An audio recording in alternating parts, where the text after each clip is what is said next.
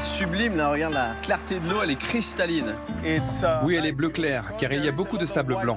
Ouais.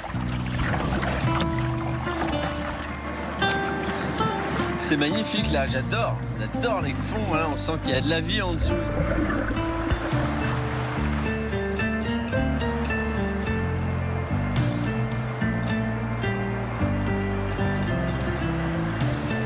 Fivos, tu as toujours travaillé toi dans l'univers comme ça, des activités de nature comme le kayak par exemple? J'ai fait carrière dans la banque, la finance et le conseil. Rien à voir. À un moment donné, j'ai décidé de suivre mes passions et j'ai créé mon entreprise qui propose des visites authentiques et écotouristiques. Ah, super. Cet endroit s'appelle Cap Greco. Il regorge de grottes marines.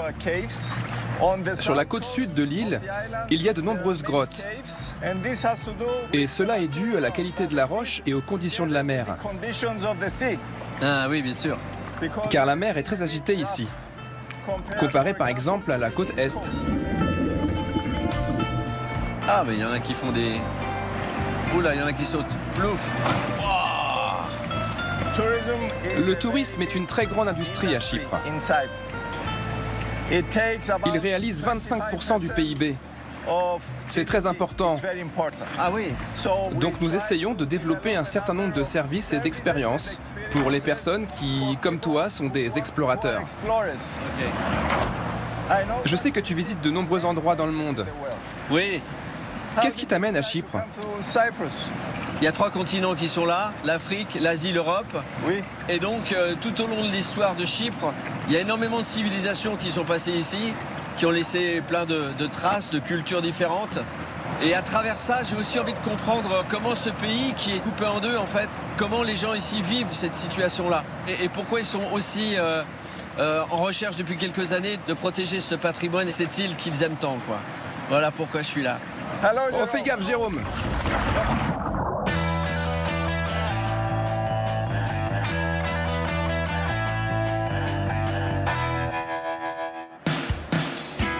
Quand on pense à Chypre, on pense évidemment au bleu de la Méditerranée.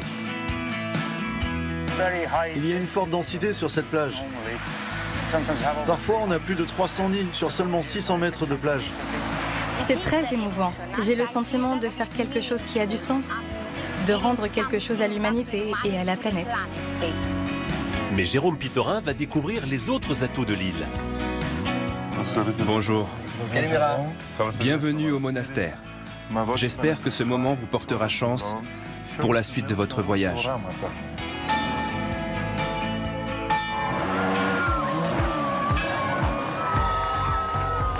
J'ai toujours rêvé de ça, depuis petite. Un mariage traditionnel avec les costumes chypriotes. Je le voulais vraiment. Le mariage traditionnel était mon rêve. Jusqu'au plus vertigineux. Bienvenue dans les gorges. Ce qui est bien avec l'escalade, c'est que c'est comme une leçon de vie. Ça apprend à résoudre les problèmes, surpasser sa peur, se dépasser. Une échappée inspirante. J'ai créé une collection avec des motifs de différentes époques. Mais la partie la plus excitante pour moi est la façon dont je combine ces motifs avec des motifs plus contemporains. Allez, Aphrodite! Où es-tu? Reviens!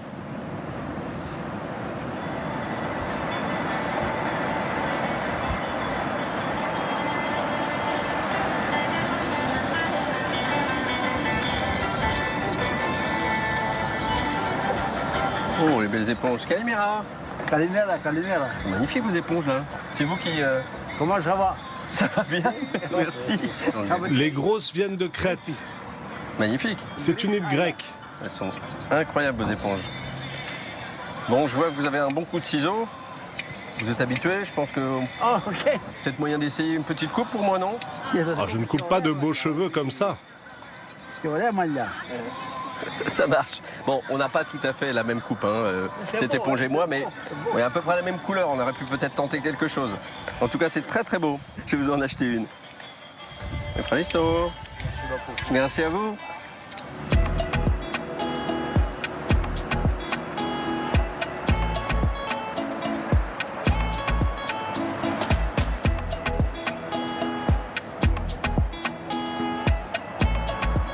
Assas.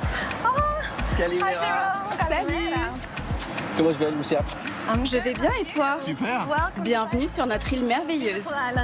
Merci, oui, je vois ça. J'ai eu l'occasion déjà de voir un petit peu la beauté du littoral. Et là, Paphos, c'est une ville importante dans l'histoire de Chypre. Donc je compte beaucoup sur toi pour m'expliquer un petit peu tout ce qui s'est passé ici. Avec plaisir, c'est parti? Ok, ça marche.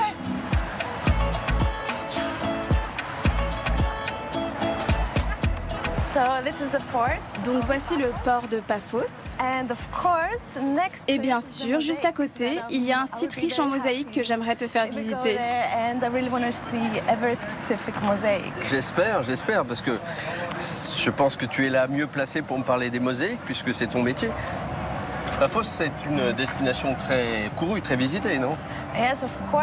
Oui, bien sûr, parce que Paphos était l'une des villes les plus anciennes de Chypre. Elle était en fait la capitale. Donc il y a une forteresse qui protège la ville, car c'était une région très riche. Ouais, il y a presque autant de bateaux de pêche que de bateaux de plaisance, ce qui est assez rare quand même.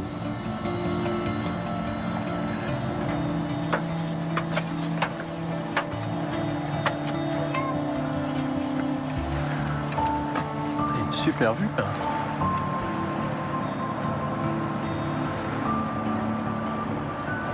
On va suivre ce parcours pour découvrir le site archéologique. Tout le site est rempli de fouilles archéologiques. Jusque là-bas, oui.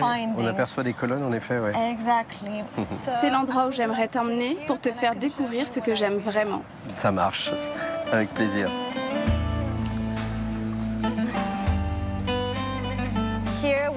Ici, nous verrons beaucoup de ruines romaines. C'est un agriculteur qui l'a découvert pour la première fois dans les années 60. Donc c'est assez récent. Le premier lieu que nous allons voir est la maison de Dionysos. Ok.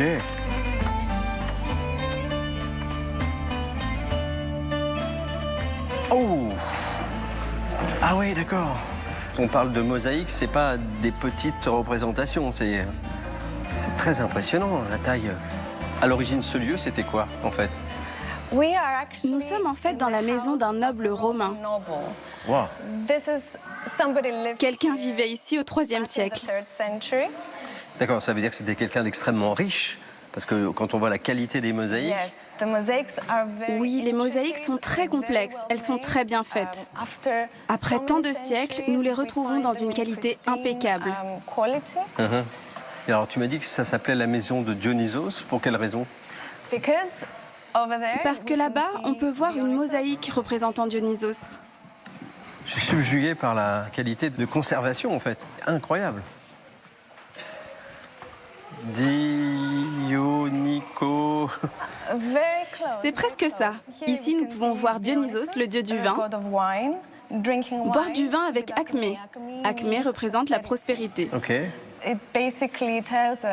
En gros, ça dit qu'il existe une belle façon de déguster du vin. Et ici, tu trouves les premiers humains à boire du vin. Ok.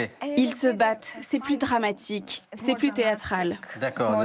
Il y a un peu comme une morale, en fait, entre boire du vin de manière, on va dire, raisonnable et l'apprécier, et puis en abuser et en finissant dans un état assez pathétique. Exactement. Et les Romains le savent depuis le IIIe siècle. Aujourd'hui, on dit avec modération. Ça peut se résumer à ça aussi. Ces animaux-là.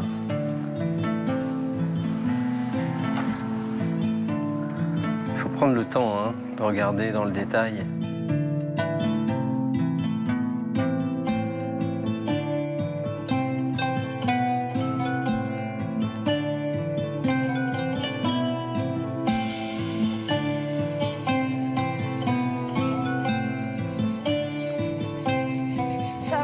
Alors maintenant, nous sommes arrivés au tombeau des rois. C'est un site vraiment unique. Et comme tu peux le voir, c'est magnifique. Je n'imaginais pas que l'histoire soit aussi présente et aussi riche ici à Paphos. Oh! Comment c'est organisé en fait? Voici donc les différentes tombes. Elles étaient réservées aux aristocrates et aux nobles. D'accord. Si ça se trouve, le propriétaire de la maison de la Villa Dionysos est peut-être une des personnes qui a été ensevelie ici, alors. Ouais. Ouais. Sans doute. Et ça prend tout son sens. Le luxe et leurs biens les suivent dans l'au-delà.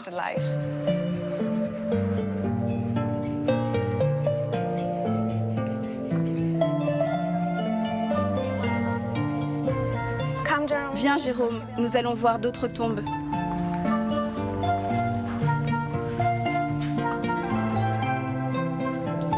Ah là, il y a carrément des ouvertures. Je crois qu'on peut passer de l'autre côté. Ok, d'accord, faire des échos. On y va? Ça marche.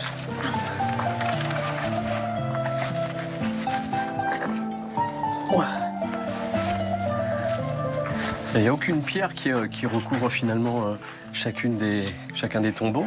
Ça a été découvert quand, ce site? Est-ce qu'ils ont trouvé, je sais pas, des choses précieuses, des bijoux par exemple? C'est arrivé dans les années 60. L'endroit a été pillé. Peut-être quelques années plus tard, les archéologues ont commencé à découvrir le tombeau. Je te remercie de m'avoir emmené dans un endroit comme celui-ci qui est assez déstabilisant parce qu'en même temps, il y a une bonne nouvelle, on a découvert ce lieu, mais ce sont des pilleurs qui l'ont découvert et qui n'ont rien laissé, donc c'est toujours un peu triste. Mais c'est intéressant d'être en lien avec l'histoire de ton pays. Maintenant que tu as vu Dionysos, tu vas pouvoir voir Aphrodite. Tu connais du beau monde, te dis donc. Bien sûr, tout le monde se connaît à Chypre.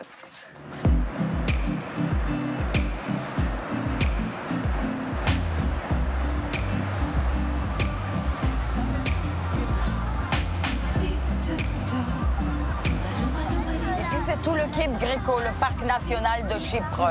Vous avez Konos Bay, Agios Anargiris, la petite église, et après, vous avez le Bleu Lagon, les eaux les plus claires de l'île. Sarah travaille dans le tourisme à Chypre depuis plus de 30 ans. Je suis venue à Chypre en 1993. Je suis venue travailler dans les hôtels et j'ai rencontré le capitaine. Il avait un petit bateau. On pouvait mettre 40 personnes sur le petit bateau, quoi. Et après, il a décidé de faire un plus grand bateau. On a une saison de 7 mois. Et après, on fait rien, quoi, pendant 5 mois. On vit que du tourisme. Alors, on travaille le double d'heures pour savoir vivre en hiver. Aujourd'hui, ils emmènent plus de 300 visiteurs par jour. Il n'en a pourtant pas toujours été ainsi à Chypre. Après la guerre, la division de l'île accélère le développement touristique du littoral au sud. Il y a eu la guerre en 1974 et les Turcs ont pris 37% de l'île. Ils ont pris tout le coin nord, tout le coin touristique. Par ici, c'était tout du bétail, des fermiers. Moi, je suis venue 31 ans à l'arrière. Il n'y avait même pas d'autoroute ici. Et en 1990, il y a eu un gros boom. Ils ont tout reconstruit. Maintenant que le sud de Chypre fait partie de l'Europe, ils sont plus de 3,5 millions de touristes à venir chaque année. Si vous apercevez des tortues, s'il vous plaît, n'essayez pas de les toucher. Pour ces touristes venus profiter d'une croisière pour quelques heures, le clou du spectacle tant attendu, nager avec les tortues. Il y en a une là et 2 autres. Encore une là. On est venu à Chypre pour faire une petite semaine de vacances en famille. Chypre est une des destinations où la géopolitique est assez stable, comparée à d'autres régions qui sont un peu plus tendues en ce moment. C'est une destination qui reste en Europe, est assez dépaysant, il n'y a pas grand-chose à demander de plus.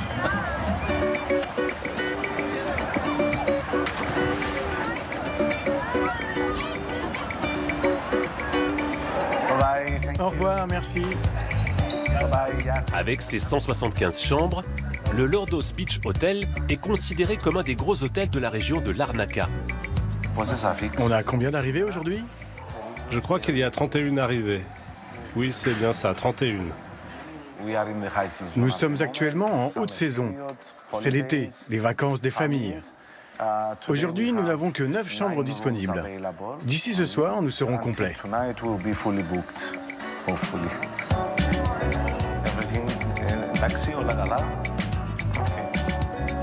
Nicolas Kirkilari est manager de l'hôtel depuis 5 ans.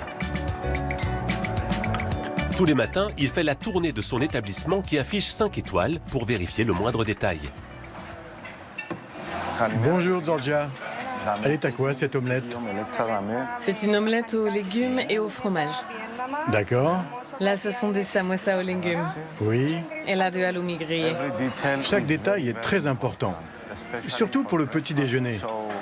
Nous essayons de donner une très bonne première impression, et en particulier parce que le petit déjeuner est représentatif de toute la cuisine de l'hôtel. Nicolas met tout en œuvre pour fidéliser sa clientèle. L'hôtel est parfait, la plage est parfaite, c'est le paradis. Ça représente beaucoup pour nous, ça me touche. Et pour cela, il n'hésite pas à proposer des activités aux vacanciers au cours de la journée. Avec le genou à gauche, genou en l'air, allez!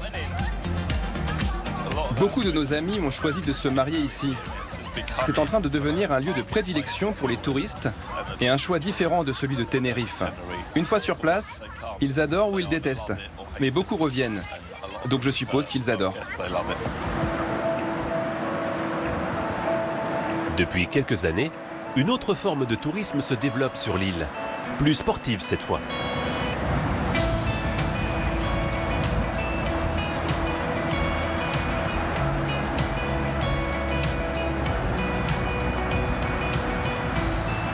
On va commencer avec le Power Stroke pour se souvenir du mouvement, de la manière dont il a été effectué, de la vitesse à laquelle l'aile doit aller et de la puissance que l'on crée réellement lorsqu'on effectue ce type de mouvement. Elias est coach professionnel de kitesurf. En 2011, il monte la première école de kitesurf de Chypre à Larnaca. Et il n'a pas choisi ce spot par hasard. Les conditions y sont idéales.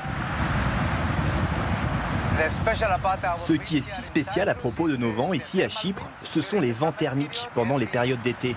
Chaque fois, après l'heure du déjeuner, je dirais vers 14 h, nous commençons à voir la brise de mer.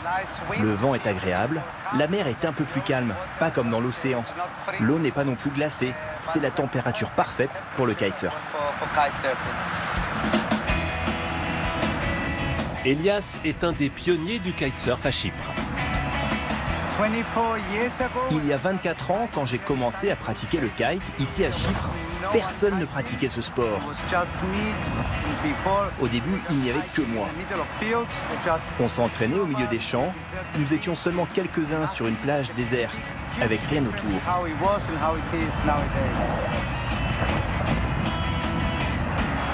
Le tourisme balnéaire à Chypre représente un des secteurs économiques les plus importants de l'île. Reste aux autorités à sauvegarder l'attrait de cette dernière pour ne pas définitivement tomber dans les travers du surtourisme.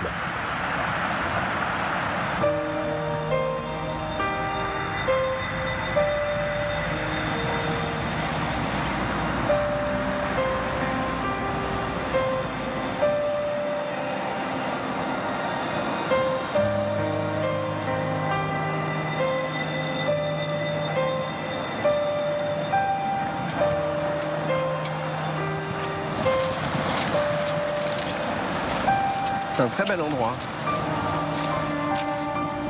Je regarde si je vois Aphrodite, mais je la vois pas. Sa beauté est partout. C'est son lieu de naissance. Homère a parlé de cette pointe dans ses écrits. Vraiment cet endroit où nous sommes là, d'accord. Aphrodite signifie celle qui émerge de l'écume. T'avais entendu dire ça. L'écume de la mer, oui, d'accord. Est-ce que dans la culture chypriote, Aphrodite a vraiment un rôle important et elle représente quelque chose de significatif? Aujourd'hui, Aphrodite représente l'amour et la beauté de notre île. L'élégance. Et aussi, elle était également représentée comme une combattante, une protectrice. D'accord. Allez Aphrodite! Où es-tu? Reviens! Aphrodite! On a envie de la voir sortir là de l'eau.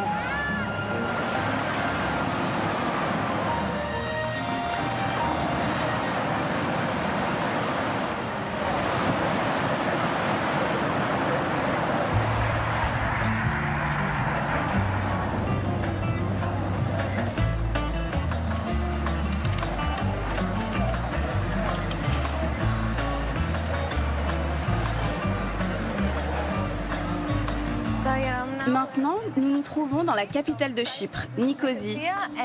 Et voici la fameuse porte de Famagouste. Ok.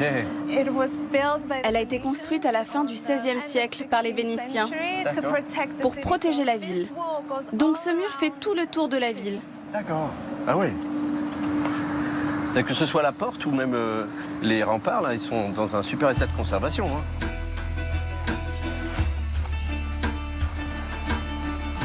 Ah oui, dis donc. Il fait 5 km de long. Ok. Construit par les Vénitiens, puis par les Ottomans, et enfin terminé par la colonie britannique. Oui, c'est à la fin du 19e siècle, j'ai vu ça, oui. D'accord. Et il y a quelque chose d'unique et d'étrange à propos de la capitale de Chypre. D'accord. L'histoire contemporaine, tu veux dire? Yes.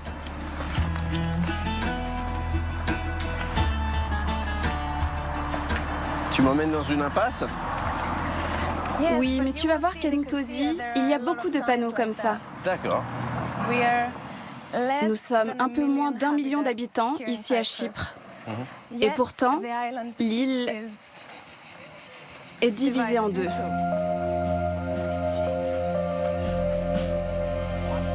Je sais qu'il y a une partie évidemment là qui est administrée par les Nations Unies, notamment cette zone tampon, comme vous l'appelez ici. Hein. La ville comme le pays d'ailleurs sont séparés en deux zones. Alors je ne sais pas comment on les qualifie, parce qu'il y a une partie où il y a des chypriotes turcs et des chypriotes grecs. Comment ça, explique-moi? 2024 a marqué le 50e anniversaire de l'occupation illégale par la Turquie du côté nord de Chypre. C'est la seule capitale au monde divisée en deux. L'une est considérée comme faisant partie de l'Europe, alors que le reste n'est reconnu par personne, à l'exception de la Turquie. D'accord, donc c'est pas reconnu par l'ONU, c'est pas reconnu par l'Europe, contrairement à la République de Chypre au sud, donc. Parce que c'est un État, une république autoproclamée, c'est ça? Oui, c'est ce qui s'est passé. Ah, ok. Ah oui, on voit bien la démarcation, en fait. Voici la zone qui est occupée. Et en fait, on voit qu'au nord, il n'y a même pas le nom des rues. Ça n'appartient plus, entre guillemets, à la ville, si je puis dire ça comme ça. Ça a été ce territoire sous occupation turque. D'accord. Allons voir quelques rues du quartier pour que tu puisses te rendre compte. D'accord.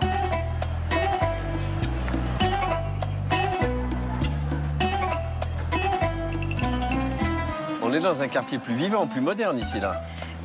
Oui, c'est très diversifié. On est à l'intérieur des murs de Nicosie. Et c'est une des rues très populaires, bien que ce soit assez étroit. Et tu peux voir des architectures différentes, à la fois du moderne et de l'ancien. Oui, en effet, oui. Cette diversité, c'est comme une mosaïque. Ouais. Alors, je t'écoute, hein, mais en même temps, je vois qu'il y a marqué Police Station. C'est le centre de contrôle derrière, c'est la zone occupée. Oui, ça pourrait s'apparenter, je mets des gros guillemets, un poste frontière un peu dans le mode de fonctionnement. Évidemment, ça n'est pas une frontière, hein, c'est une ligne de démarcation. Moi, si par exemple avec mon passeport, je veux passer ici, j'ai le droit? Les Chypriotes peuvent traverser, tout comme les Européens. Les Turcs ne sont pas autorisés à venir ici. Comment toi tu vis ça? Ma mère et ma grand-mère sont nées de l'autre côté. Donc nous avions une maison là-bas. D'accord. Et à ma connaissance, d'autres personnes vivent dans la maison. Ça nous émeut beaucoup, car ce n'est pas ici que notre île se termine.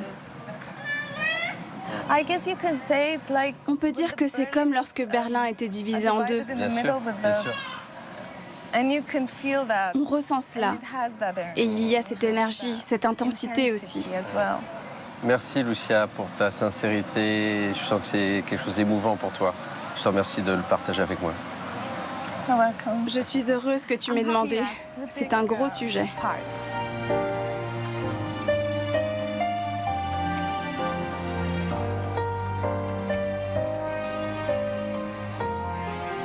Là, on change d'ambiance. Hein.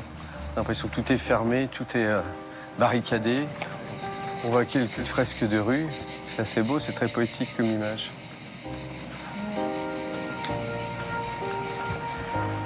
Alors maintenant, nous sommes arrivés à mon studio. Ah, ça y est, on y est?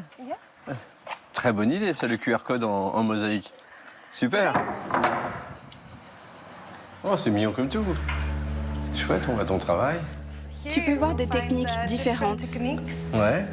Et un style différent. J'adore l'endroit.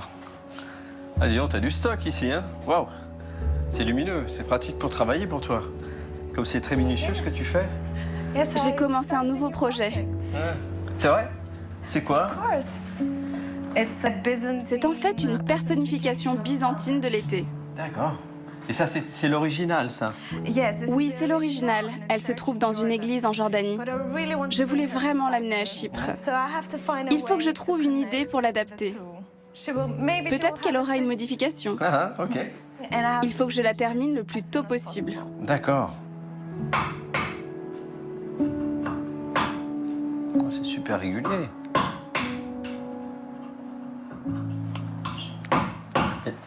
Tu veux essayer? Alors, tu le tiens. Comme ça? Comme ça, tu penses que c'est bien? Non? Yes? Ouais. Oui, tu t'en sors. Ça marche. C'est un début. Il faut pratiquer maintenant. D'accord. C'est vrai que c'est tendre. Hein. Donc j'aime bien. Il y a une certaine partie de hasard qui est assez chouette parce que tu dois composer avec ta découpe qui n'est pas une découpe régulière en fait. C'est ce qui rend aussi, je pense, ton art intéressant. Tu dois apprendre à travailler avec l'imperfection. Yeah. Et ce n'est pas grave. Donc même s'il y a des pièces plus petites, on peut en associer de différentes formes et ça marche. Ça dépend de la manière dont tu les places au final. D'accord. Je vais sans doute essayer de repasser par Nicosie à la fin de mon séjour. Je serais très curieux de voir où tu en es, si tu as bien avancé sur ta création. J'espère. Ça marche?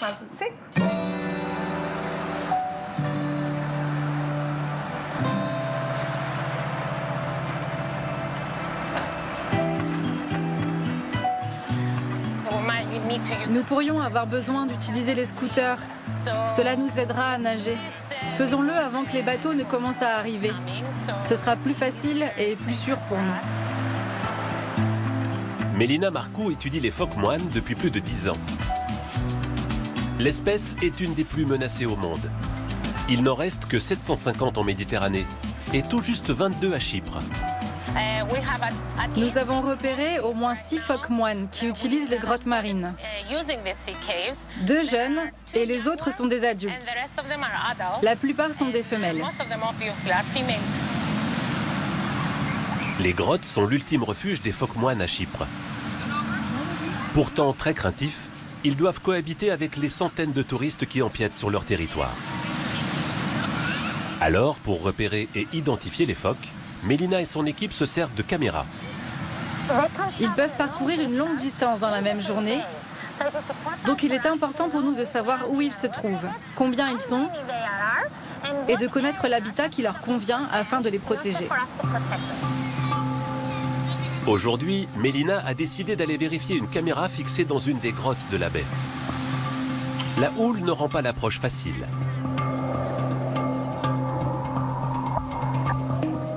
Mais pour l'équipe de biologistes, il est important de collecter les vidéos filmées par la caméra. Car c'est dans ces grottes que se joue la sauvegarde de l'espèce.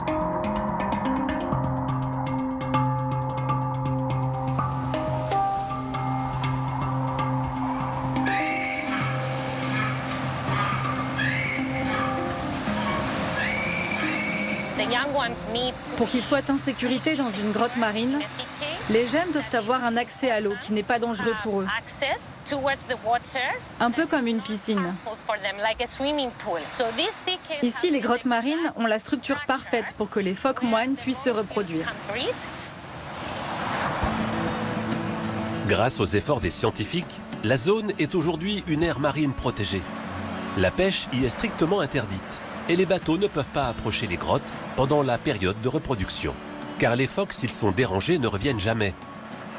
C'est une grande victoire, car lorsque nous avons commencé, nous ne savions pas grand-chose sur les phoques moines de Chypre. Depuis 2015, nous avons presque chaque année une naissance. C'est très prometteur pour le futur.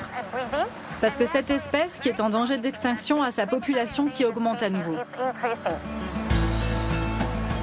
Mélina espère que l'augmentation de la population de phoques moines constituera un frein à l'aménagement du littoral, comme dans le sud de l'île. La péninsule d'Akamas est une des rares zones côtières encore vierges de toute construction. Et c'est là, sur les plages de la baie de Lara, que vient pondre une espèce emblématique de la Méditerranée, la tortue verte.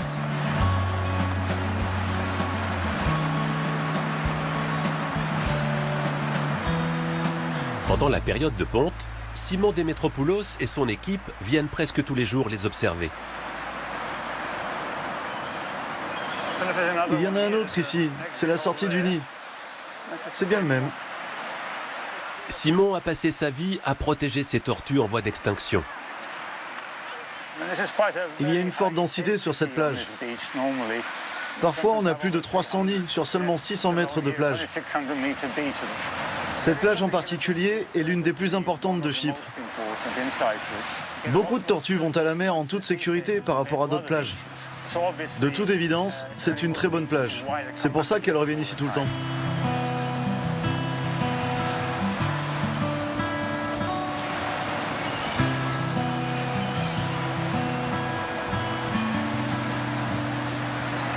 Si quelqu'un vient creuser, il peut détruire un nid entier, juste parce qu'il veut regarder les œufs. La plage n'est pas interdite aux baigneurs, et pourtant elle est un des derniers sites de ponte de Méditerranée.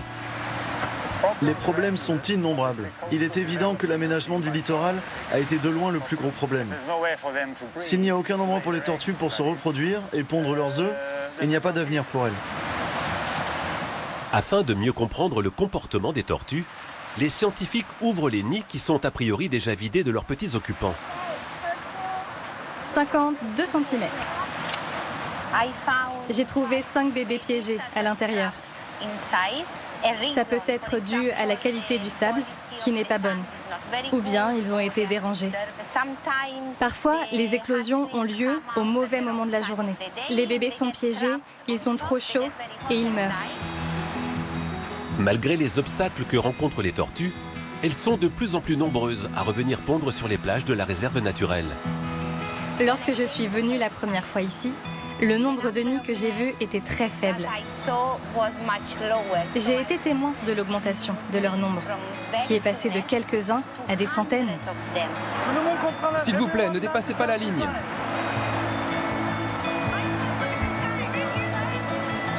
C'est très émouvant. J'ai le sentiment de faire quelque chose qui a du sens, de rendre quelque chose à l'humanité et à la planète.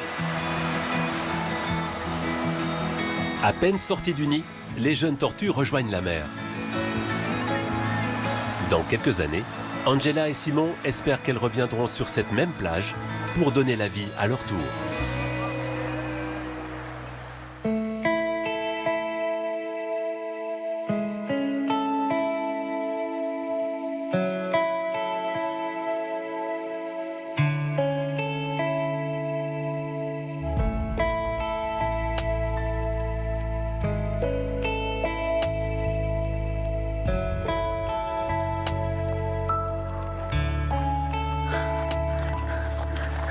Ça te fait rire?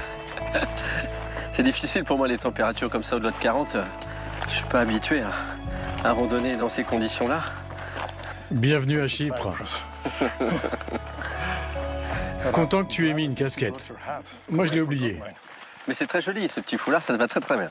Je pense que c'est mieux, parce que tu peux te sécher avec. Peut-être, t'as raison. Mais ne t'inquiète pas, on va vite être à l'ombre en arrivant aux gorges. Ok. Et c'est là que le photographe que tu es va pouvoir aussi immortaliser ces décors magnifiques.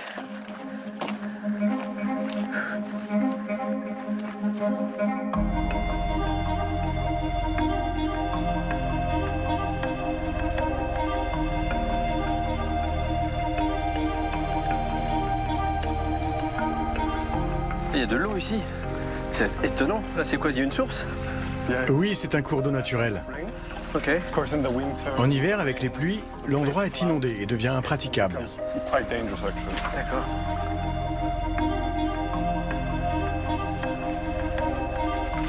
Ah oui, on commence déjà à voir les premières formations du canyon. C'est beau, hein?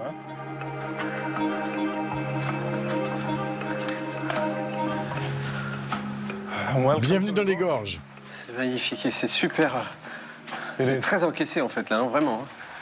Ah, on a de la compagnie. C'est une zone protégée ici? Oui. Ouais. Les gorges d'Avacas sont un des joyaux de la péninsule d'Acamas. C'est un site Natura 2000 et maintenant un parc national.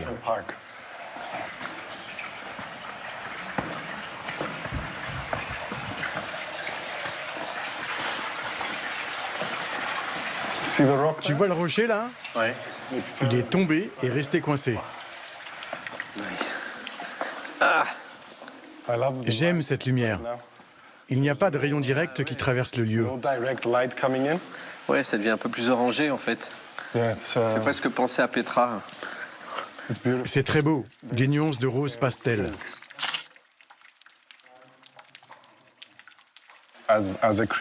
En tant que créateur, artiste, photographe, nous qui vivons dans un monde avec autant d'enjeux, c'est notre devoir d'apporter de notre engagement. Comme un crochet qui attrape les gens et fait passer un message.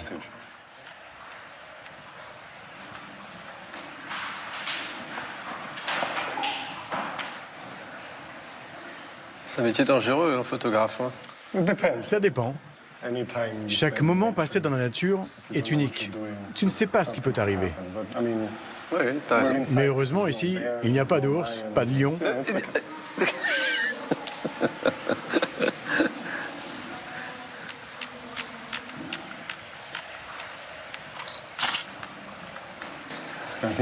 On va devoir y aller. Je vais t'emmener voir des amis à moi. On travaille sur un projet ensemble. On réalise le premier guide d'escalade de bloc, de Chypre. Wow, très bien. On y va.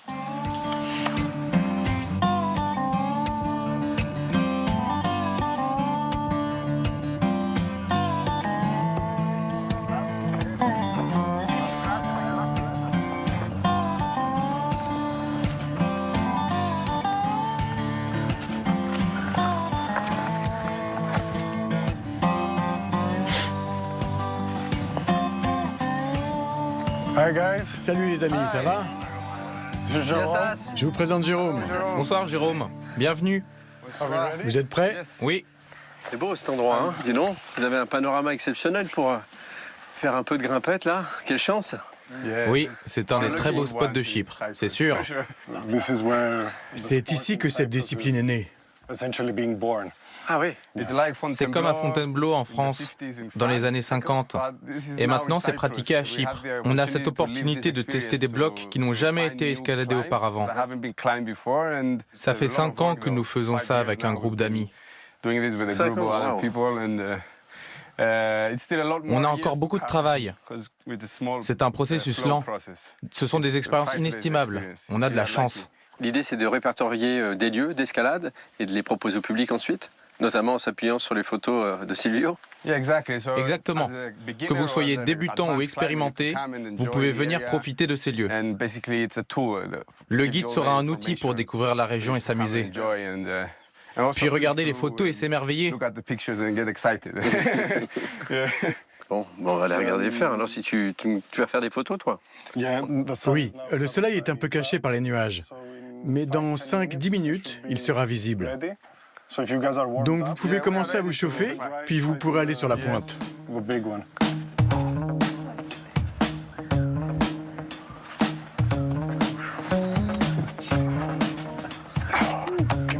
Impressionnant, non? C'est impressionnant, d'autant qu'il n'y a pas de sécurité, quoi. Bravo. Bravo Regina. Oui. Bravo. Super. Bien joué.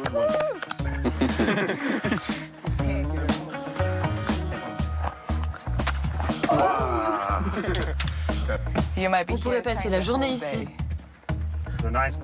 Ce qui est bien avec l'escalade, c'est que c'est comme une leçon de vie. Ça apprend à résoudre les problèmes, surpasser sa peur, se dépasser. Ouais. Ne jamais abandonner. Oui. Et quand tu termines une ascension difficile, tu es toujours récompensé. On est en compétition avec soi-même. C'est vrai. Oui. Jérôme, je voudrais t'offrir ce cadeau. Oh, merci beaucoup. C'est mon dernier projet, un livre de photographie sur Chypre.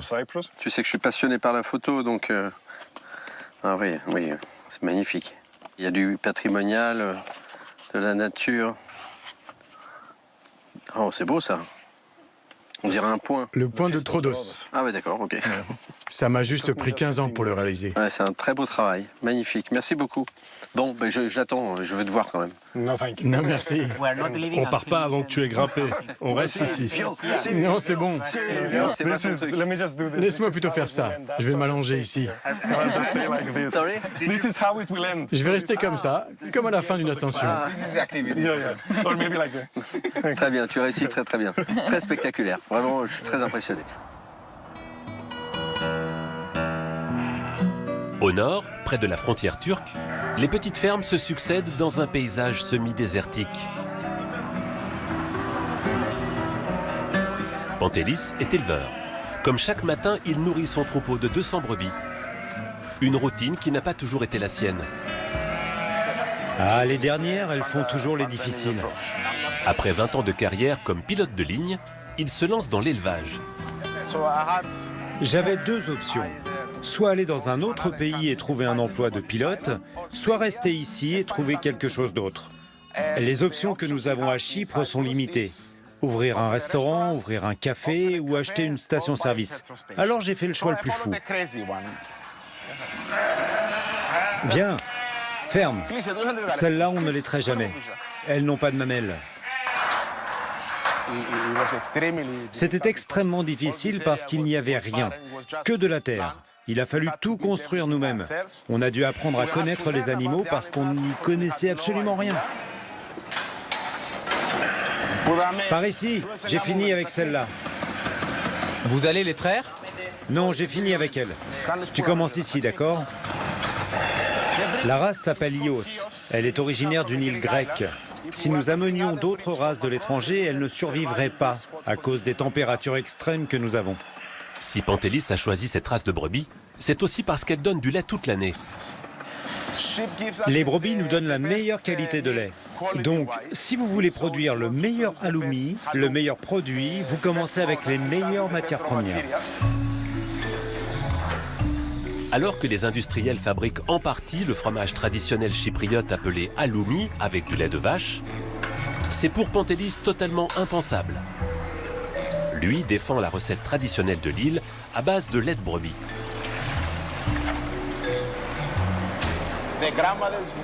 Nos grands-mères, elles, n'avaient pas toutes ces machines. Elles les utilisaient pour les mettre dans les cuves traditionnelles et les faire bouillir.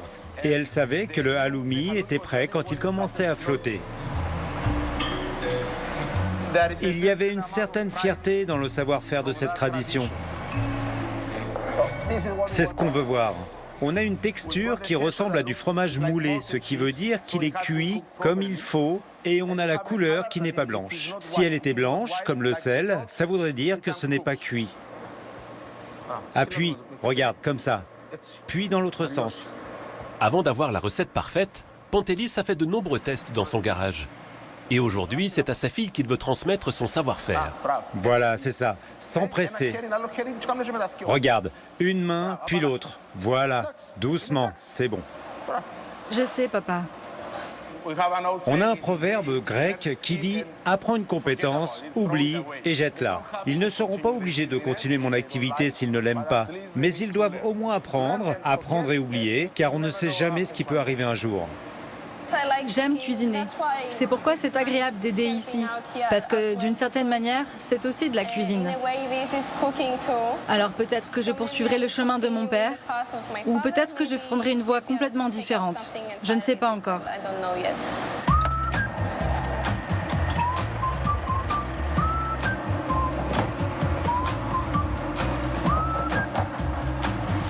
Aujourd'hui, vendredi 26 du mois, Quella Farm sera à Glazia. Pantelis est un fermier pas comme les autres. Pour vendre ses produits en direct, il a fait de sa ferme une marque et a choisi de communiquer via les réseaux sociaux. Voici Quella, notre mascotte. Tous les 3-4 mois, elle s'habille en fonction de l'occasion. Alors maintenant, c'est l'été, elle va à la plage. Pantelis a aujourd'hui plus de 20 000 followers. Pour lui, les réseaux sociaux ne sont pas juste un moyen de se faire connaître, ils permettent aussi de transmettre un message. Grâce à mes vidéos, je peux également éduquer les gens sur les produits. Parce que pendant environ 20 ans, tout le monde mangeait du halloumi industriel. Nous avons commencé avec les plus âgés et maintenant, avec TikTok, nous avons des enfants de 4 ans qui demandent nos produits. Ce qui m'enthousiasme beaucoup car cela signifie qu'une nouvelle génération apprend à apprécier et à acheter des produits authentiques. Tous les jours de l'année, ou presque, Pantelis donne rendez-vous à ses clients dans une des villes du nord de Chypre. Aujourd'hui, c'est dans un des quartiers de Nicosie qu'il se rend. Je suis un homme orchestre. De la construction de la ferme à la fabrication des produits, à l'invention de nouveaux produits, au logo que nous avons depuis le début, mais c'est amusant.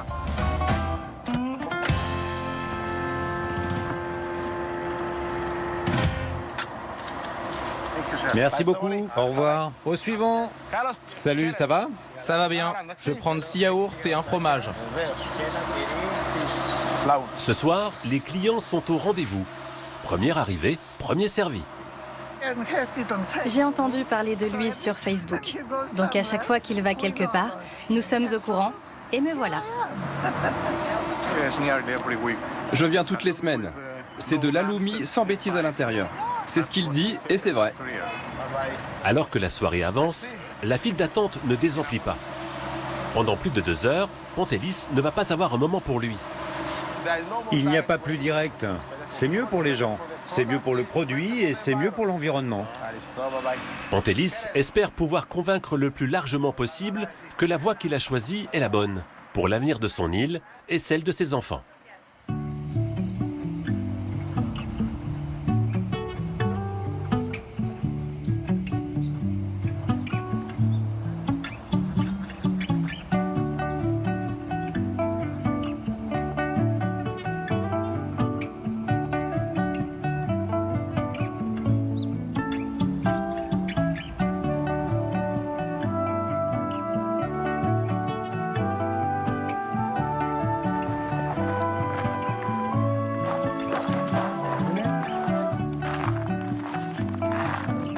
Non, ça ne me plaît pas.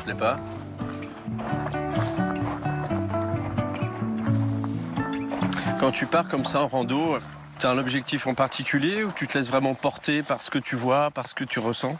Je travaille généralement sur un projet. En ce moment, il porte sur la forêt de Paphos. Le but est de montrer aux gens qu'il y a ce lieu incroyable, qu'il ne faut pas le prendre pour acquis, que nous avons besoin de le protéger.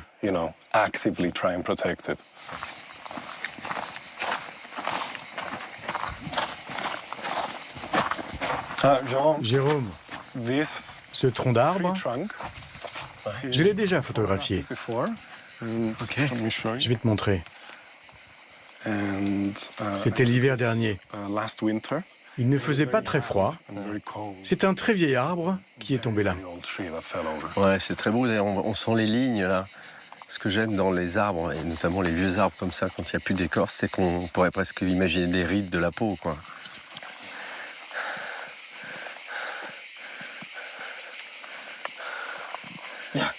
Oui, des cigales. La mélodie de Chypre. C'est ce que tu viens chercher aussi, toi, quand tu viens t'immerger dans la forêt, là, comme ça, te reconnecter? Ici, c'est une porte vers le passé de la nature qui t'entoure. Et c'est très important de s'y perdre. Comment photographier ça? Ressentir le lieu, découvrir comment il sonne, comment il sent. Tout ça fait partie de la compréhension du lieu. Ce que j'ai vu dans le livre que tu m'as offert hier, c'est qu'il y a beaucoup de paysages, en fait. L'humain n'est pas très présent. Et j'ai l'impression que dans ta façon de photographier les arbres, c'est comme si tu faisais des portraits. Oui, le paysage est un être vivant, comme un portrait, comme une personne. C'est un personnage qui a ses propres émotions, ses propres pensées. Nous devons le comprendre.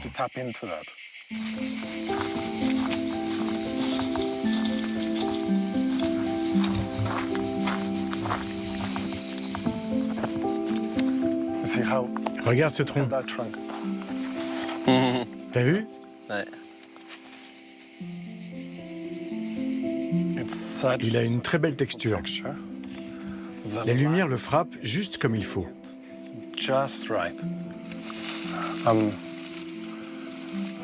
Je vois plein de choses ici. Oh my God.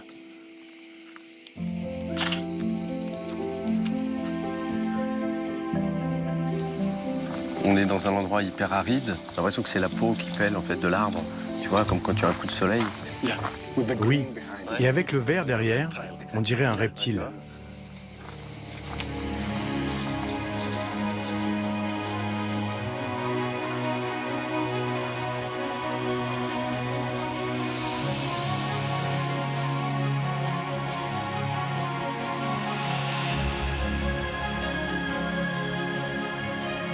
Magnifique, là, cette entrée avec les mosaïques. Bienvenue au monastère de Kikos. C'est un des sites les plus importants de la religion orthodoxe sur l'île. Des gens viennent de partout dans le monde pour voir ce lieu. Et c'est magnifique.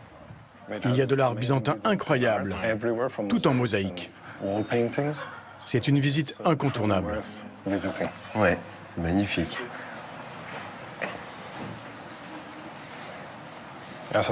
Bonjour mon père. Bonjour. Kalimera. Bienvenue au monastère. Il a été fondé en 1081 par l'empereur byzantin Alexios Komnenos. Je vous propose d'aller voir l'icône de la Vierge.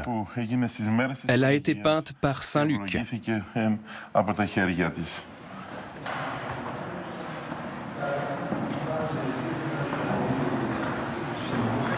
Exceptionnel.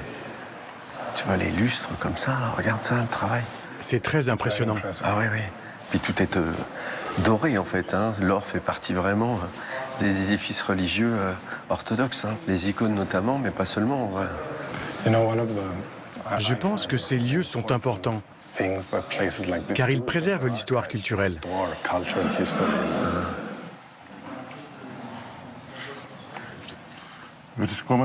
Sous ce tissu et ce bas-relief se trouve l'icône de la Vierge, réalisée il y a 2000 ans.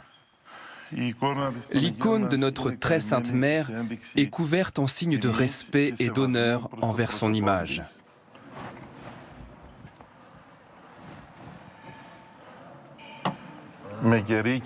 Elle est faite en résine. Autrefois, elle était ouverte pour être vénérée, mais tout le monde venait y toucher. Alors maintenant, elle est recouverte et protégée. Le visage de la Vierge n'est jamais visible. Même moi, je ne l'ai jamais vue. Elle est vénérée et est devenue un symbole de respect, élevant l'âme vers le ciel. Merci mon père de nous avoir montré cette icône. C'est un privilège rare. C'est moi qui vous remercie d'être venu ici pour voir cette icône et notre monastère. J'espère que ce moment vous portera chance pour la suite de votre voyage.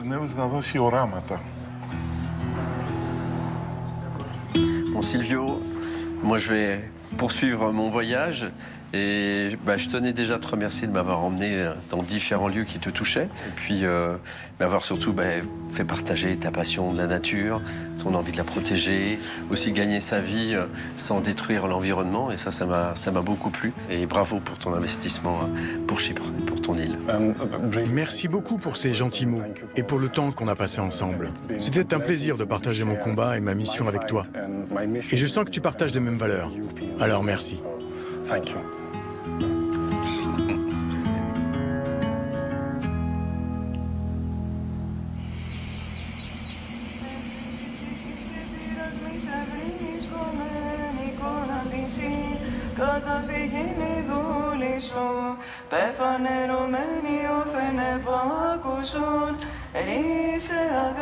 Dans le monastère de Panagia Amirous, les voix des sœurs résonnent depuis plus de 2000 ans. Ce qu'on chante, ce sont des hymnes à la Vierge. Ça s'appelle une paraclésis. Cela signifie à la fois une prière et un réconfort. On varie entre les hymnes chantés, la lecture, les autres rituels. C'est pour garder les gens réveillés, susciter leur intérêt, pour qu'ils participent à ce qui se passe et pour qu'ils prient.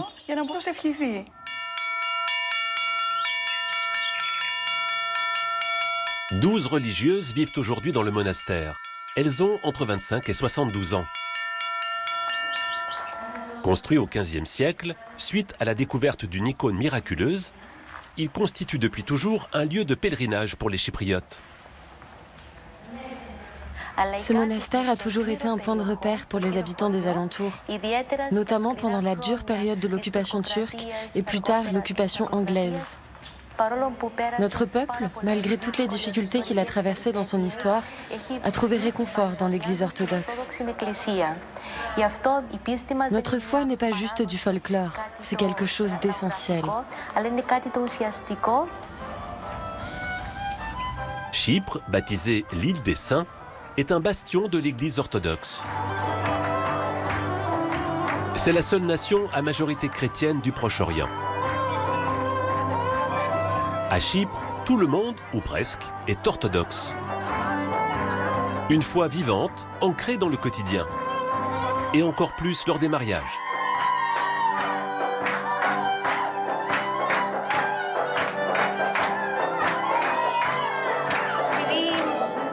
Comme je suis très croyante, je voulais un mariage traditionnel, parce que c'est une institution, cette union au sein de l'Église.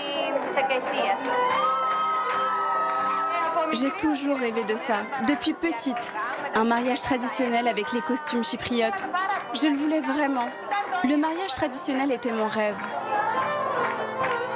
La tradition des mariages chypriotes remonte à l'époque ottomane. Elle a évolué au fil des siècles sous l'influence des nombreuses nations qui ont occupé Chypre. Ils utilisent une écharpe rouge qu'ils entourent autour de sa taille. Ça représente le lien entre les deux familles. Ils doivent le faire 3 fois. Cela symbolise le commencement de l'union des mariés, leur présent et leur futur. C'est très important qu'on garde notre tradition vivante, parce que ce sont nos racines et l'histoire de notre île. Et si tu oublies tout ça, alors il n'y a plus rien.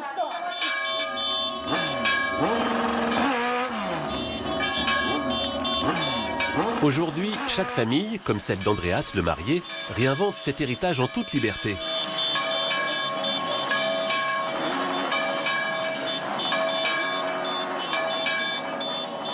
Mais une fois dans l'église, la cérémonie redevient très codifiée.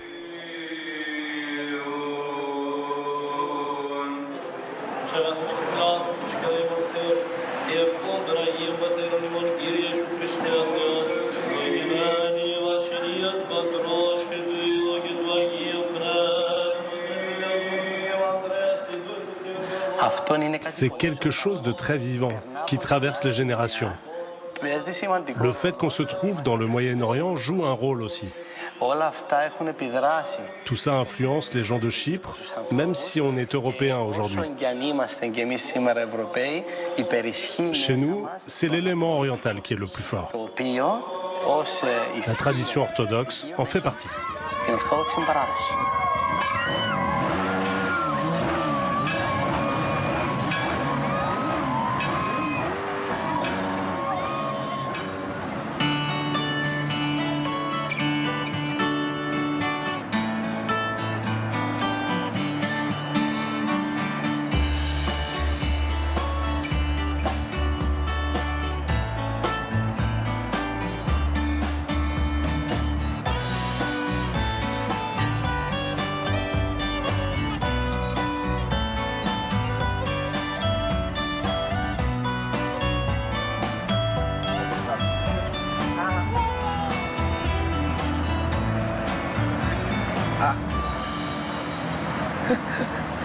Jérôme, salut.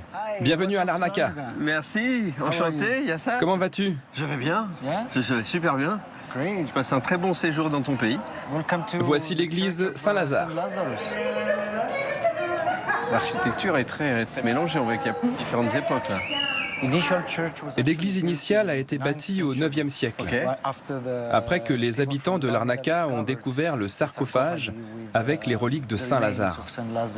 D'accord. Alors Saint Lazare, c'est celui qui a été ressuscité par le Christ. C'est ça? Tout à fait.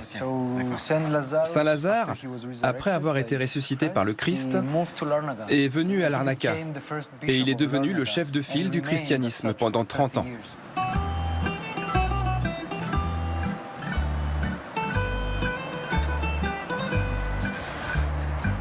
Toi, tu travailles ici à Larnaca essentiellement?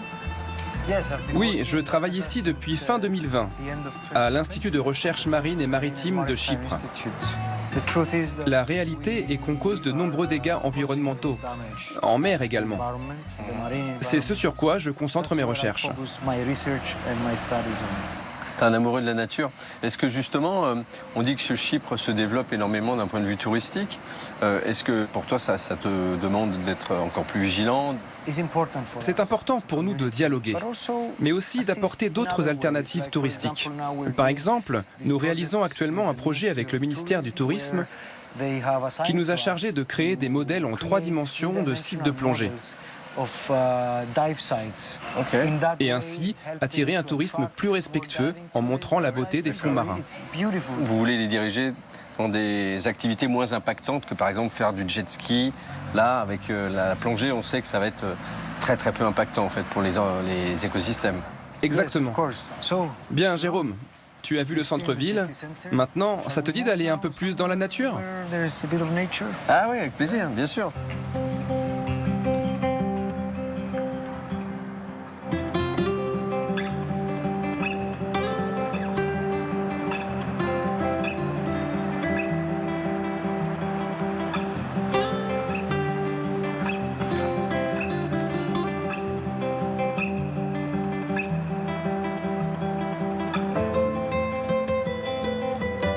C'est assez étonnant quand tu regardes dans cette direction, on pourrait presque être projeté plusieurs siècles en arrière, parce qu'on a la nature et cette mosquée qui a l'air assez ancienne. Et puis dès qu'on se retourne ici, on a la ville de Larnaca tout de suite, l'aéroport, on entend les avions. C'est un petit peu déstabilisant. C'est une façon très intéressante de voir les choses.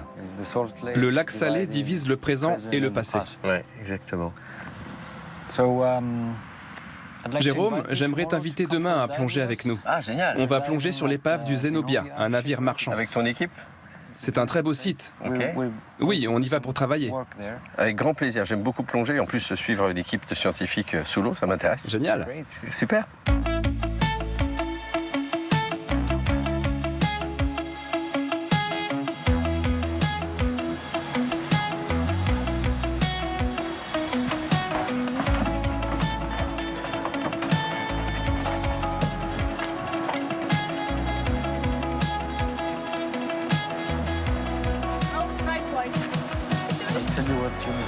Yassas. Bonjour. Salut, content de te revoir ce matin. Tu es en plein boulot avec l'équipe? Nous sommes en train de fixer des caméras à égale distance pour scanner de larges zones sous-marines. D'accord. Et donc on doit revenir fréquemment parce que c'est un grand navire.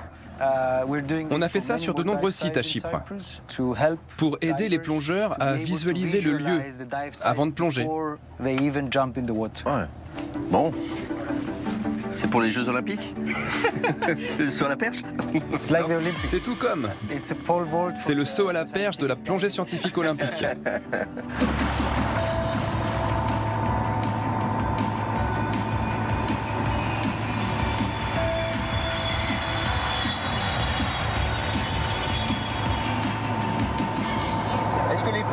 Sur laquelle on va plonger, tu la connais bien? Tu as l'habitude de plonger là-bas? Oui, le Zenobia a une histoire très intéressante. Il a coulé en 1980 lors de son voyage inaugural. C'était son premier voyage. Il venait de Suède. Il a eu un problème de ballast et il a sombré dans le spot parfait pour plonger. Le navire fait 176 mètres de long et la profondeur maximale est de 43 mètres. Le moins profond est à 18 mètres. On est ici, on va suivre la ligne jusqu'ici. Lisa et Nikhil tiendront la perche et ils iront vers l'avant. Et voilà, vous faites l'aller-retour, puis de haut en bas. D'accord.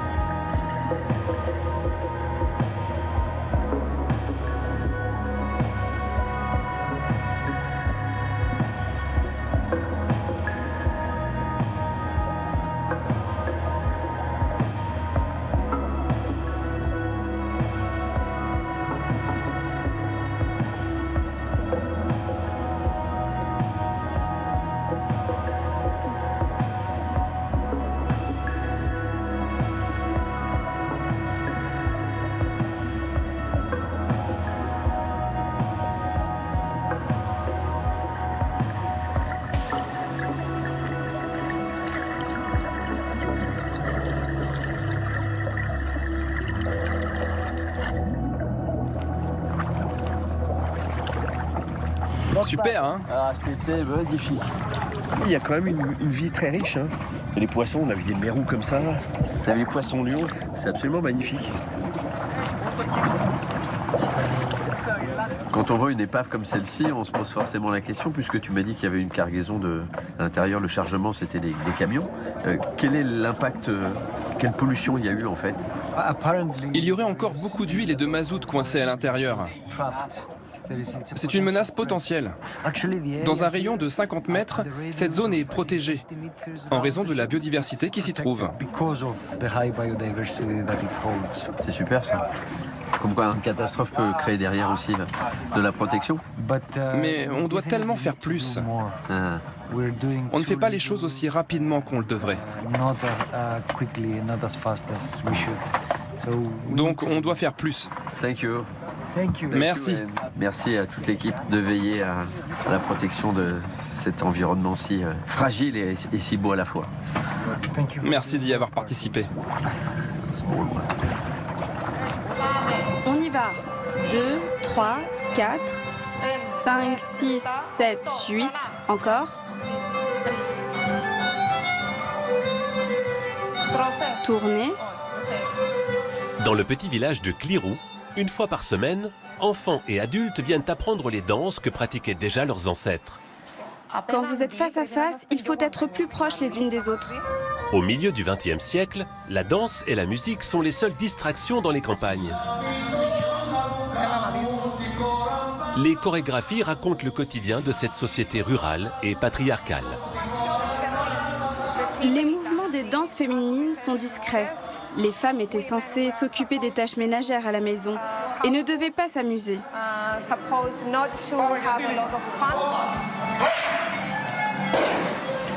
Les danses masculines, elles, sont plus vivantes et plus fières.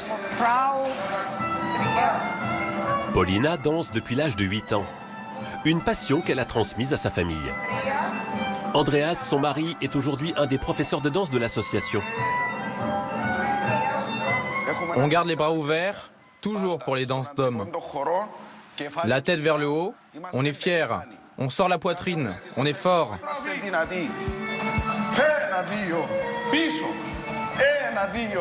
Pour Paulina, la danse est avant tout un moyen de créer du lien entre les habitants de son village. Pour moi, le folklore, c'est ma vie. Je danse beaucoup chaque semaine. Nous avons à l'esprit que nous devons transmettre ce que nous avons appris à nos enfants et aux autres membres de la communauté. Cela nous aide à être plus sociables et à accepter nos différences.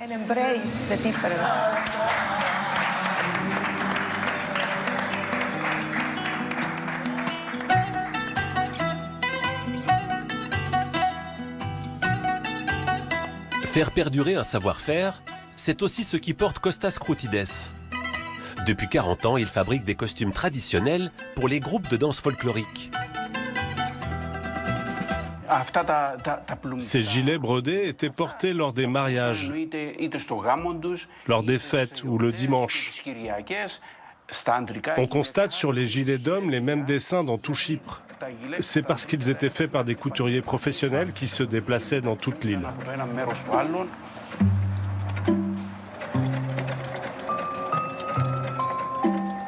Kostas est un des derniers couturiers de gilets traditionnels de l'île. S'il ne vit pas de sa passion, il se sent depuis toujours investi d'une mission. Celle de faire connaître un pan de l'histoire culturelle de son île. On appelle ce modèle sklavuniko. Ça vient du mot esclave.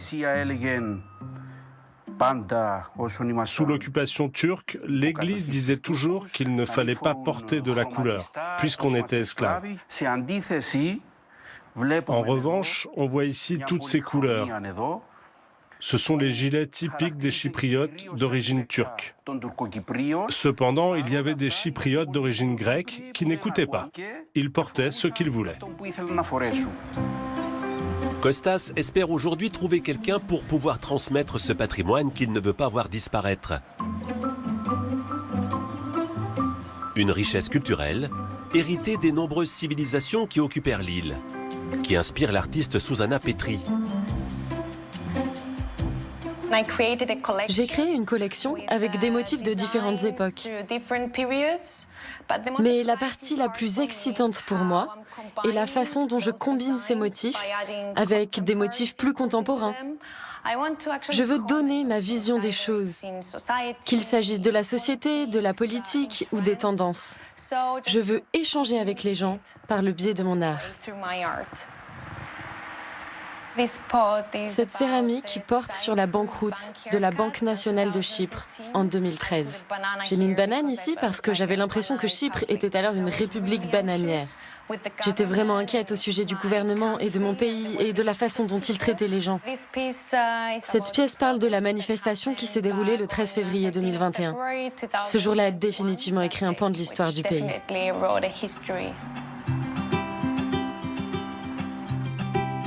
Pour Susanna, sa pratique artistique ne doit pas s'arrêter à la création de céramique. Elle tient à partager son amour pour l'histoire de son pays. Pendant la période du début de l'âge de bronze, vous pouvez voir que les décorations étaient des motifs sculptés. Vous pouvez voir que ces lignes étaient gravées avec des outils en bois. C'est ma période favorite, personnellement. Quand j'étais enfant, je ne voulais pas aller dans les musées. Mais en fait, quand on se rapproche des poteries, on s'aperçoit que tous les dessins sont vraiment magnifiques.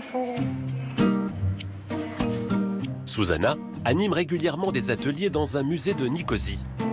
Une manière ludique d'intéresser les Chypriotes à leur culture. Il faut la rendre malléable, parce que là, elle est un peu trop sèche. Mais à un moment, il faut arrêter d'ajouter de l'eau, sinon ça devient complètement glissant. Hein, Nicolas? Et ça se balade tout seul. La partie éducative de mon travail est très importante, car c'est une façon pour moi de transmettre ce patrimoine à d'autres personnes et de les rapprocher de leur identité. C'est ce qui fait de nous un pays unique. Et cela fait partie de ma pratique artistique, de contribuer à la préservation de ces savoir-faire ancestraux. Paulina, Kostas, Susanna sont fiers de leur héritage. Chacun à leur manière, ils espèrent le garder vivant en le transmettant le plus largement possible.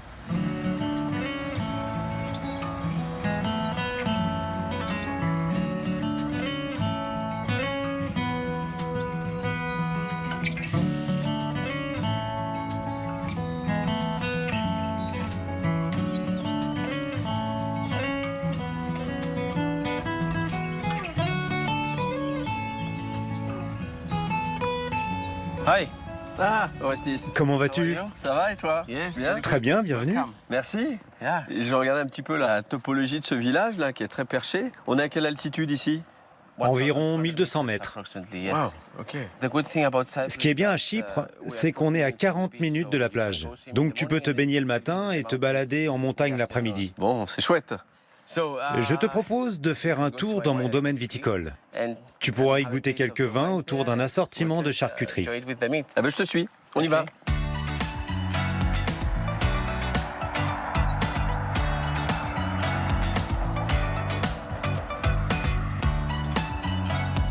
Alors toi, tu avais décidé depuis longtemps de venir t'installer ici avec tes parents pour pouvoir travailler dans la vigne?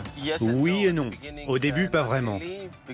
Parce qu'au départ, j'ai été un peu forcé de rejoindre l'entreprise familiale. Mais en y travaillant de plus en plus, je n'ai plus eu envie de changer. Ok. Tu as été pris par le virus alors? Tout à fait. Tu sais, mes parents ont débuté il y a 55 ans. Waouh. Ils se sont développés progressivement jusqu'à produire aujourd'hui plus de 200 000 bouteilles par an. Ah ouais, c'est une très grosse production alors. Pour Chypre, ce n'est pas si grand. Ah, ok. Il y a plus gros que nous. D'accord.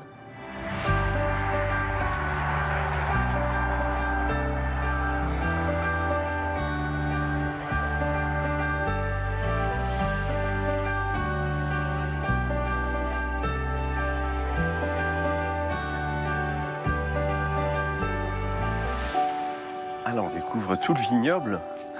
C'est beau, hein, dis donc. Merci. Alors j'imagine que la culture comme ça en escalier doit demander beaucoup de travail. Ça prend beaucoup de temps car on fabrique ces murs de pierre nous-mêmes. Et ils ont une grande importance pour retenir l'eau dans le sol. Superbe. On est à quelle altitude là? 1000 mètres. 1000 mètres? Oui, c'est ça. On peut descendre voir mon frère dans la vigne. D'accord. Avec son t-shirt vert, il va être difficile à repérer. Il est déguisé en vigne. C'est une descente olympique de ski là. Et toute la vigne est cultivée en biologique ici? Oui, nous avons la certification biologique pour toutes nos vignes depuis 1985. Parce que tout est fait à la main, j'imagine. Tu peux pas vraiment travailler la vigne avec des machines. Hein. Oui. Quel boulot. Bonjour, Jérôme. Hector, enchanté. Bon, tu es en train de travailler dans la vigne? Oui, je prélève quelques échantillons, comme tu peux le voir. Les grappes changent de couleur. Mais elles semblent heureuses. Ouais, c'est vrai? C'est productif? Oui, ça donne bien. Et la maturité est bonne aussi à cette époque? Ouais. Ce cépage indigène est très adapté à notre climat. Il est plus résistant à la sécheresse et aux fortes chaleurs. C'est très important pour nous qui voulons faire pousser du raisin de bonne qualité, pour que mon frère puisse vinifier et créer un vin de bonne qualité. Je peux dire qu'on se complète bien tous les deux pour produire quelque chose de bon. Fais voir.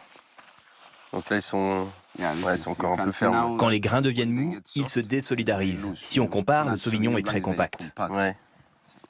Et pour quelle raison vous avez fait ce choix de réintroduire des cépages de la région? C'est très important pour qu'on se réapproprie nos deux héritages. Ces variétés de raisins ont poussé ici il y a très longtemps. Il y a de ça 2, 3, 4 000 ans sur cette île. Ah oui, d'accord. Ce serait une honte de ne pas les faire vivre à nouveau.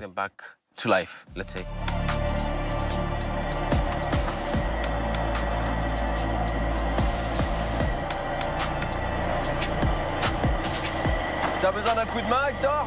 Non, on est vraiment sur la fin, c'est bon. C'est sûr, hein? Si je peux t'aider, tu me dis. Hein. C'est vrai que je suis meilleur à la dégustation, mais...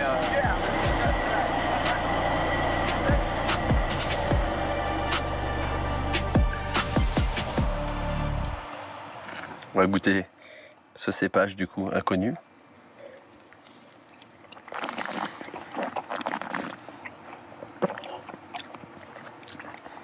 Très surprenant. Parce que c'est pas un goût qu'on a l'habitude d'avoir, tu vois, c'est pas un Sauvignon, un Chardonnay, un Chenin, ou les cépages qu'on a souvent en France. Et c'est très intéressant ce goût. Merci. Ouais, c'est complexe comme vin. C'est bien, une petite acidité qui est agréable aussi. Est-ce que ça fait partie aussi de quelque chose qu'on pourrait appeler une mission, d'essayer de remettre ces cépages au plus haut? Faire connaître au monde notre cépage endémique.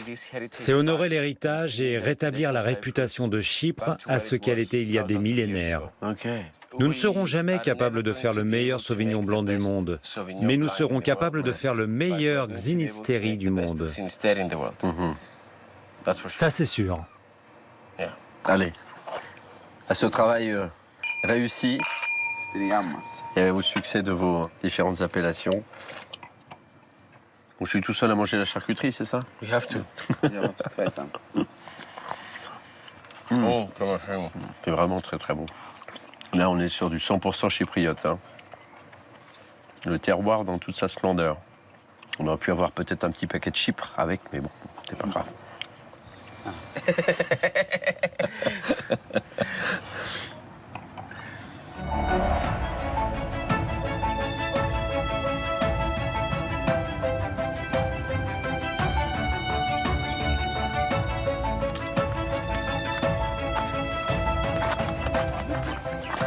Là, regarde un peu plus à droite.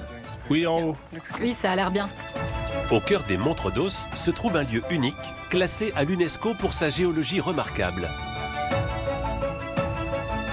C'est là que Jenny vient régulièrement. Après ses études en vulcanologie, elle se passionne pour les roches de l'île. Les montagnes de Troodos sont à mon avis le cœur de Chypre, car ce sont les premières roches qui ont formé l'île il y a 90 millions d'années. Ce complexe de roches magmatiques est appelé ophiolite, Ophius et lithos. Ophius veut dire serpent et lithos c'est la roche. C'est totalement unique car les roches les plus profondes qui étaient il y a très longtemps à 6 km de profondeur sous terre se trouvent aujourd'hui au sommet de la montagne. C'est Andreas qui a fait découvrir ce trésor géologique à Jenny. Je crois qu'on va refaire cette voie qu'on a ouverte il y a 5 ans. On se prépare? Pour ce féru d'escalade, les montres d'os sont un terrain de jeu idéal. J'ai grandi dans un village voisin. Et après avoir acquis une certaine expérience de l'escalade traditionnelle lors de mes voyages à l'étranger, j'ai pensé que ce serait une bonne idée de revenir voir ce qui se passe ici. Allez, je grimpe.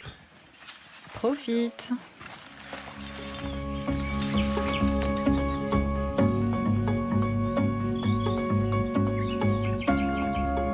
Andreas et Jenny pratiquent l'escalade traditionnelle.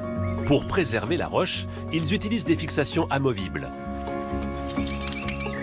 Ce qui est très spécial dans l'escalade à Chypre, c'est la diversité que l'île a à offrir.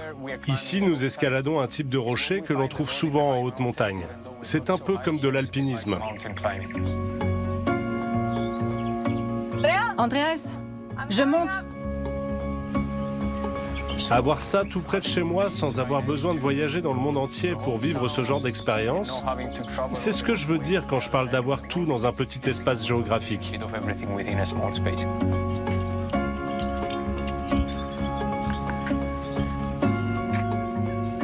Si les falaises escarpées des montres d'os sont un lieu de prédilection pour les amateurs de sensations, c'est aussi le territoire des mouflons.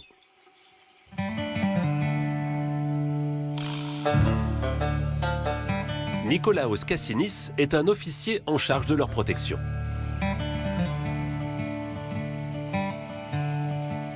Vous pouvez voir les traces ici. On peut donc dire qu'il y a des mouflons dans les environs. La zone tampon s'étend sur environ 180 km dans cette partie de l'île. Elle est très importante pour la faune et la flore, en particulier pour les mouflons.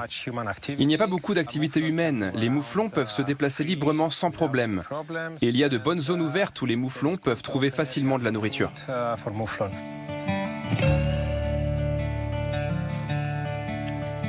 Régulièrement, Nikolaos arpente la forêt de Paphos pour les observer. La forêt est aujourd'hui un sanctuaire pour les mouflons grâce aux Anglais qui, pendant l'occupation de Chypre, en firent une zone protégée. Mais le manque d'eau, lié au réchauffement climatique, met aujourd'hui à nouveau l'espèce en danger. C'est un point d'eau très important pour les mouflons parce qu'on est sur un lit de rivière à sec. Nous avons installé 150 points d'eau à différents endroits de la forêt de Paphos. Ici, c'est l'un des points que nous surveillons avec des caméras pour étudier l'activité des mouflons.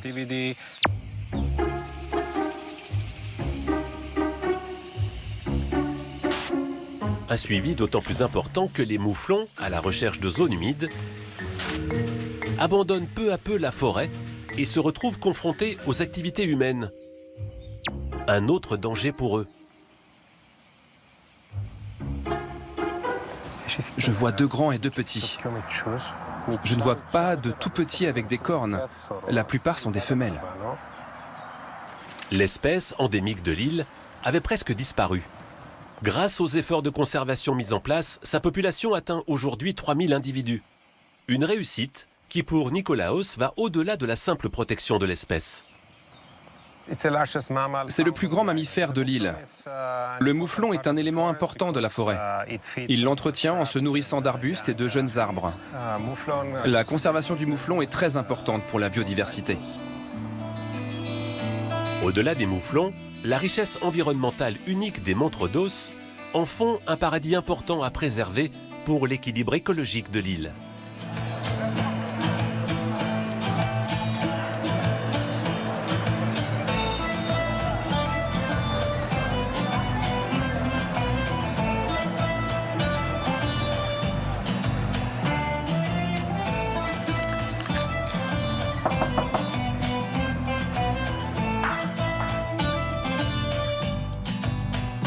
Yassas.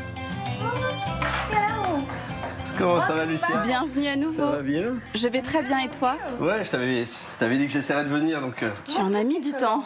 Ouais. Alors, t'as bien avancé, t'es contente? Regarde par ici. T'as terminé? Mais non. Fais voir. There she is. Une touriste à Chypre. C'est quoi, c'est la flamme olympique ou c'est une glace? Oui, c'est une glace. Oh, excellent. Et ça? C'est un parasol. Tu te rappelles que l'original vient de Jordanie? Il a fallu que je l'amène ici, à Chypre. Alors elle est venue en touriste. Elle a laissé ses outils. Elle nous a rejoints, c'est pour ça.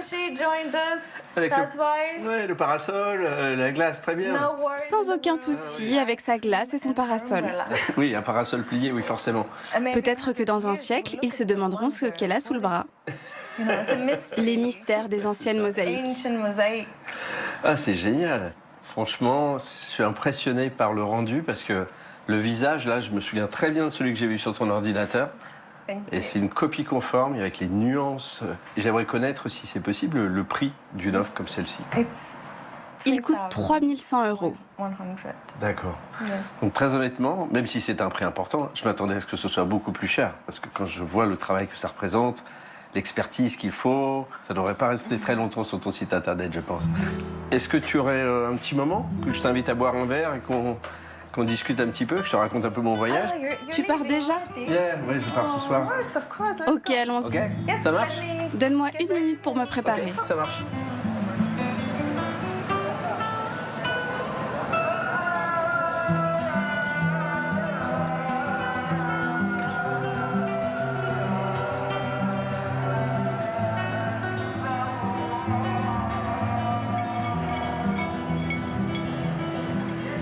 Bon, santé.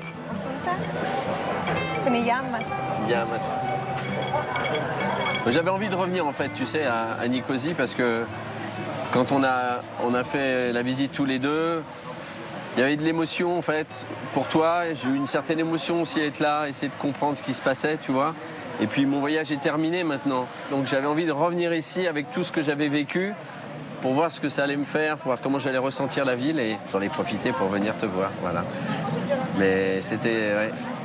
J'ai trouvé en fait pendant mon voyage que les Chypriotes avaient une certaine sensibilité, cette envie de protéger ce pays, alors notamment la nature. J'ai eu l'occasion d'être avec un photographe qui s'appelle Sivio.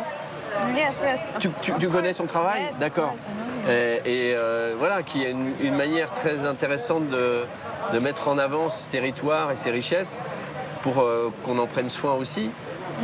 Toi, tu fais la même chose avec ce patrimoine et la mosaïque, donc l'art, on va dire. Louis, qui est ce biologiste-là, qui s'occupe plus de protéger les fonds marins, comme si ce danger, entre guillemets, qu'il y a eu un certain moment, les a éveillés sur la préciosité de leur pays en fait. Et ils sont aussi pleins d'espoir. C'est très touchant. Oui, les gens ont besoin de s'impliquer. Et qui d'autre peut s'en charger? Et qu'est-ce qui est pour toi le déclic de cette prise de conscience en fait? Parce que nous sommes la seule génération qui n'a pas vécu la guerre. Toutes les autres générations ont connu la guerre. Je pense que c'est votre génération qui a la clé pour arriver à ce que les trois pays se retrouvent un jour. Je trouve que le chemin est engagé, de ce que je ressens en tout cas. Ouais. Voilà, cette émission est terminée. Je vous dis à très vite pour de nouvelles échappées belles dans d'autres contrées lointaines. Vous pouvez revoir cette émission en replay ou bien suivre les coulisses de nos émissions sur les réseaux sociaux. Je vous dis à très vite. Prenez soin de vous. Et comme on dit ici, Yassas. Au revoir.